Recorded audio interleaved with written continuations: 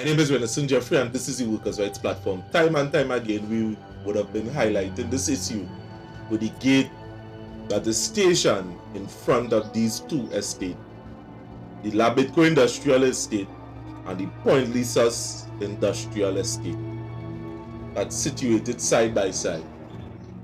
And we would have been asking the Minister of Labour, Mr. McClutchy, as to what is the cause of this?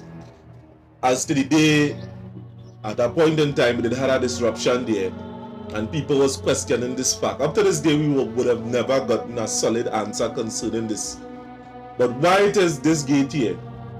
Why it is our system is not being put in place in which the public could have this communication line with the contractors inside of there? Why the public is paying so much and they are receiving so little? Because at the end of the day, there's supposed to be a system in place, a liaison, somebody that is communicating with these contractors, because the deal was this: 70% of the labor force supposed to come from the area of Labra and surrounding areas that would make up Labra. And how is this system police? How anybody, any member of the public could go and see this thing take place?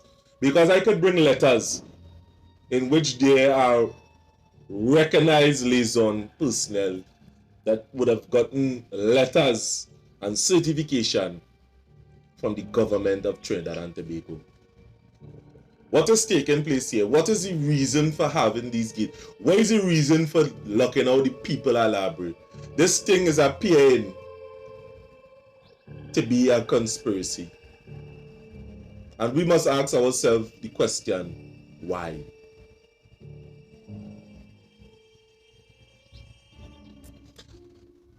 Labra have the pitch like the 8th wonder of the world.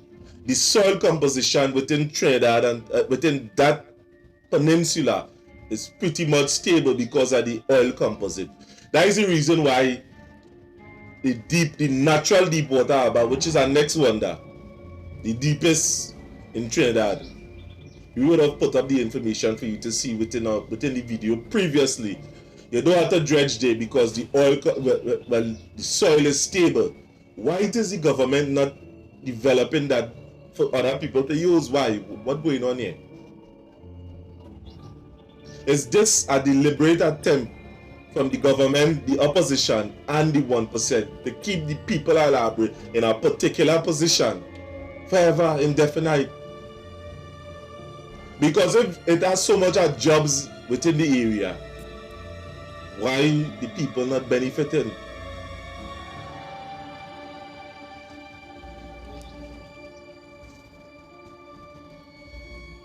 And at the end of the day, we must ask the question, why?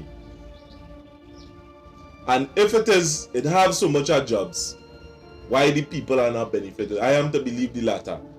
I am compelled to believe that this is a conspiracy. By whom?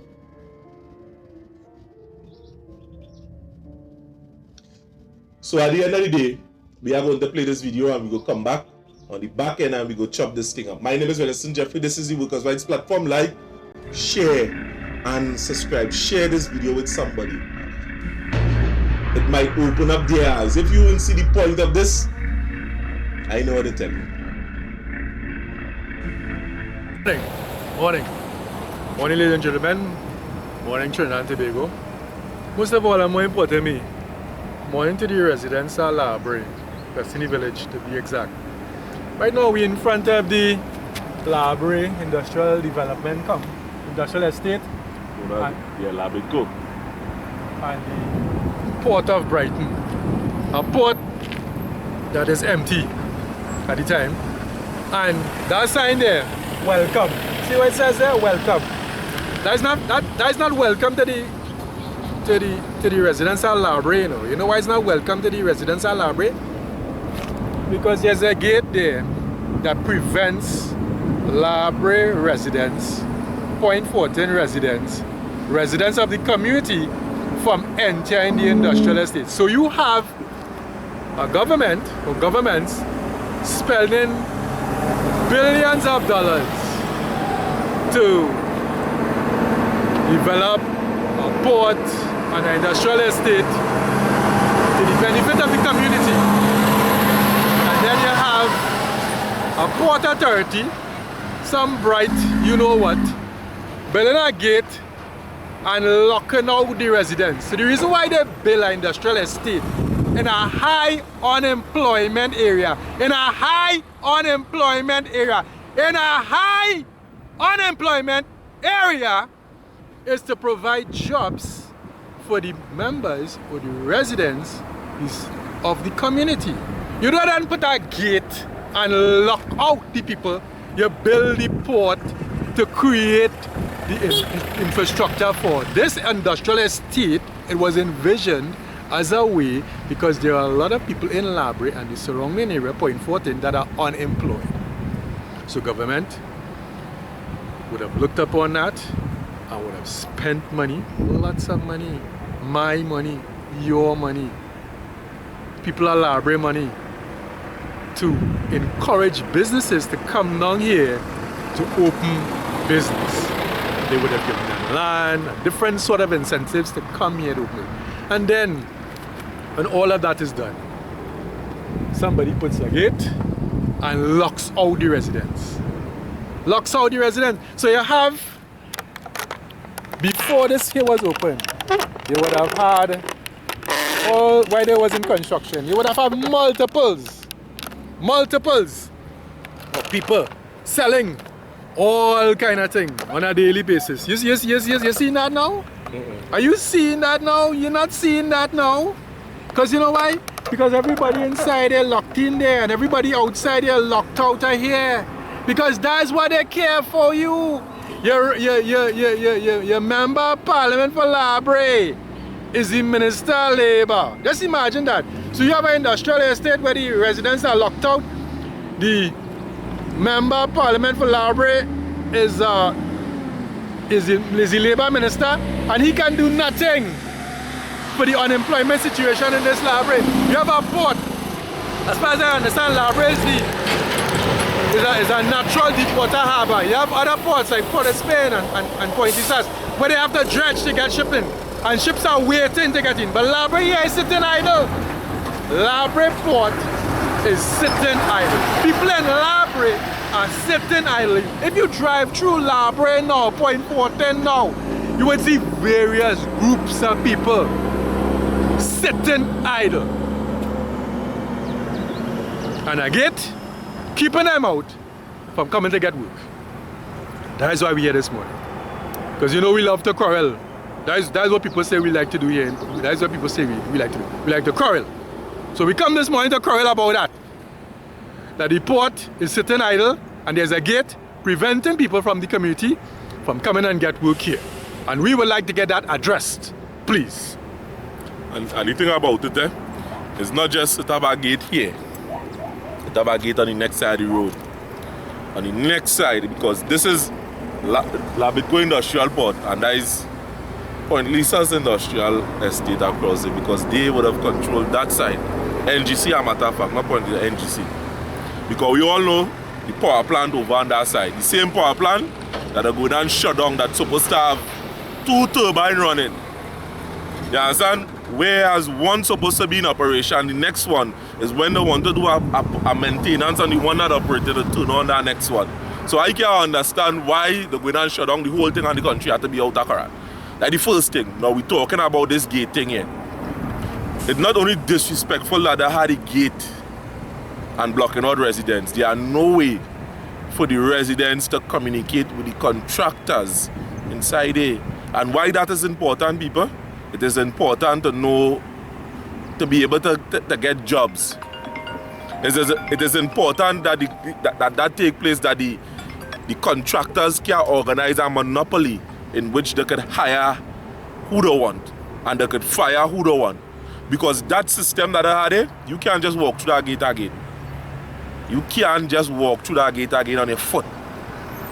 When the contractor decides to fire from there and they escort you outside the gate, that is the end of you. You can't go back there to find out anything. And this is the level of protection that they gain the contractors to do what they want in Library at the expense of the citizens and at the expense of your rights. So we asking the general community at large, it not only have a water problem, it have an employment problem within this area here. And here what is the next piece of disrespect? McClutchy, the MP for the area, is the Minister of Labour. And the last time that people come down here and protest by Tufco, McClutchy would have said, in which I was in one of the meetings, that he will go around to all the contractors and them and have a meeting with them so we could put a system in place that we could be able to know that it's like a liaison. You never do it. You never do it. I'm here to report today that that never was done. And these is the kind of ministers and thing we have operating. We not only have a level of incompetence on the ground level, but high up. A level of don't care. Yeah, and they encouraging these contractors and them by doing dash chopping this day by that day to do what they want in our area. All the natural resources that they had in this area where a man could have lived off the land was taken away from us because of the industrial escape. Now the people in this area, let me tell you something, the people in this area have no problem with development. But once the development in the area is at our expense and we can't benefit, where is the point? Or you only hiring me to when these plan building, and when the plan done, that is the end of the night. We have to go back to our life as usual. It's a mama guy thing. Gotta go back to sitting on the corner. Yeah, I mean, come on, it just now it ain't got no space on the block for you to sit down because it's so much of people on the block. And then here what I want to tell you. He ain't good for nothing, you know. He ain't good for nothing. All he want to do is smoke weed. You see him? Watch him. Well, that's what did I say? He ain't smoking weed because he wants to sit down there. He's smoking weed because he's frustrated because all they frustrated him. That's why he's smoking weed. And watch me, that is what did I say about Library. We smoking weed. We don't want nothing. Because they don't hear you ever going on, they don't want to give you nothing. That is the reason why. Because that's what I'm saying, the smoking weed, you don't want nothing. Come on, it's frustrated in an area like this. And you want to make it more frustrated. Traffic jam does be here all evening. By the time 3 o'clock and 4 o'clock, traffic jam. And you know why? Because of the amount of employment that it have inside here. And you seen that as a man from the area. Where you expect what happen? Where you expect that causing the crime in the country? It's the same thing, but this is a microcosm of what they're doing to the whole country. They're taking one set of thing and they're giving one set of people, and the next set they're leaving them out. It have companies here from as far as St. James. Now, Yeah. Now, we personally, as residents, we don't mind that because there are people in Point 14 that is go in Port of Spain and work. That is why you have the water taxi. It's because of that. That is why you have the highway. But what we'll say simply is you can't put a gate and lock me out. Hey, madness. You can't put a gate and lock us out. If the industrial estate was built for the main purpose of employing people or addressing the unemployment situation in this area, how you gonna put a gate and lock us out? How you gonna do that? You know? How you gonna put a gate and lock me out? So how we supposed to be able to check a company? Boy, you taking on anybody today? Can't they wait to do that? That's what's going on. They want to give the contractors there, and I say it plain. They want to give the contractor an opportunity to pay them. That is what's going on there. So when people come and look for work, nobody can go in and look for work. So it will be easier for certain people to tax the contractor. And I ain't talking about no gangster. I ain't talking about no people who just come and block the road. I'm talking about government officials. That is what I'm talking about. It will be easier for them to tax the contractor by putting a gate in the community. And I start preventing people from going in, so the contractor can do what they want. And when they come for the little monthly, for the little, oh God, we have a donation, they have a sports day. How much you could donate? The contractor writing $50,000 and $60,000 check, because they know that they would have been scratching their back previously by doing damage control. See that is a damage control. And here I tell you, McClutchy, I'm regaining your honor. Reach out to the people and them because we in charge of a lot of people here that underneath we have a skill bank. You understand? Reach out to us. Let me have this discussion. And let me let you know how much people in your community, because it's thousands of them that don't have a job. You understand? There's 30,000 people in this community and a little more. And here I telling you here, the people at Trinidad and Tobago. This estate can facilitate a lot more than where it is. And nearly half of the community don't have a job. That's the problem that we have down here. And every day, everybody, all union people, we have a chat separate. Me and you, all just talk. You know, people just come and thief from all plenty of the plan. Come on, or reach out. This thing bother me, you know. It bother me, it bother me. So, bother me. We'll be writing the ministers and MPs for these areas to find out and ask what would be their intention and how they will intend to address the situation.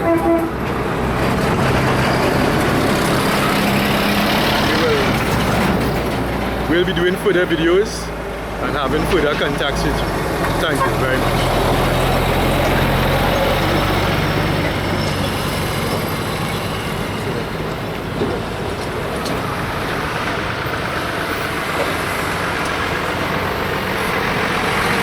I hope all see the kind and the size of trucks going in there. So that mean work taking place. That mean money being made. You know? And that's all we're asking for, you know. That's all we're asking for. You know, a little piece of the pie. And our next you know, we citizens too. Our next thing. We have Trinidad and Tobago ID card. Just like all them fellas are Trinidad. So if them fellas can make all the money, you know, we can make all the money too, you know. We don't want to be sitting on the corner, you know, looking at the sky. You know? And next thing I want to show you, this corner here was full of vendors, right? This corner here was full of vendors, and watch. That was for the construction. What's going on down? And that was because you could not get a space there. No, you couldn't. Watch my partner, they text. Everybody know text. He's struggling there now. He could hardly get a thing sell. And two double vendor happen to survive it. Them 2 tents that they see in there, that one, and I thought the next one. During the construction period, there were people with multiple caravans. Multiple caravans here. You know? So 2 things we're asking for. We want that gate to be removed so that residents can be able to go into the port and seek employment from the contractors or the companies within the port, and we'd like the MPs for the area to look into repair works for boats, so that the port could get some work, so residents could get some employment. Those are the 2 things. Because right now we have people, we have qualified people asking for borough work, asking for CPEP work, asking for a little thing to sustain. Yesterday an electrician come to me. An industrial electrician came to me.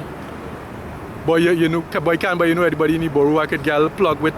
Because you know this, I only get out 1 day or 2 days, and you know, I'm a son that's carrying school, I'm a girl, I'm a mother to see about. Why they treating me so in point? What we do all here? What we do all here in point? That all here keep raping us and victimizing us like this? That we had to be coming here and quarreling. People in point is loving people, you know. You know, we all might see we, you know, roughing up Kennedy sometime, but that's not we modus operandi. You know. But you know, if they're pushing me to that spot, you know, we'll reach there, you know, we'll reach there. So we like, you know, as I said, we're gonna write the ministers on these matters, and we'll get back to you. All right? Okay.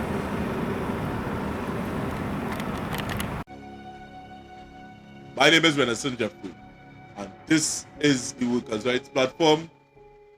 We are back. Now, concerning the factor with the port system and the people that is being locked out.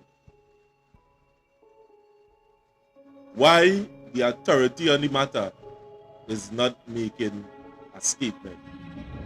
The people of Library have been promised this port. It would have been something that, that would have alleviate a lot of the situation that was taking place down here. So the late great Patrick Manning would have decided to develop the area library at that particular point. Something coming up with Kublai Singh, smelter plan was never brought here, and the people are left to suffer. But yet still, we try to broker deals with many of the contractors that are there presently. And because of political interference that would have taken place afterwards, library is still in the place that it is in. And we have to ask ourselves the question, why? What are the future plans for the people at library? Is this thing only about promises? As I say, we are willing to work with anybody in which have the best library at heart. We wish that we could have fight for the whole country, in which we highlight issues on a national level, yes. But it takes more than us. It takes more than Jeffrey and Sheldon Can and Philip Edward Alexander. You would have made a very instrumental statement last night. As a matter of fact, this morning, how much of you had the testicular fortitude to be active players in the game in pushing your country forward? Why the people in library are still poor?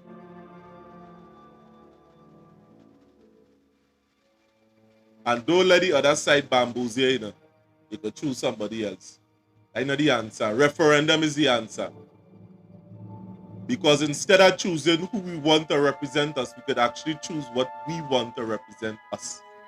My name is Renison Jeffrey. This is the Workers' Rights Platform. Like, share, and subscribe. Subscribe to our channel. Be a part of this. Your subscription go a long way. And for you that follow us on social media all over, your presence is welcome. Don't forget to subscribe. And with that, I'm out.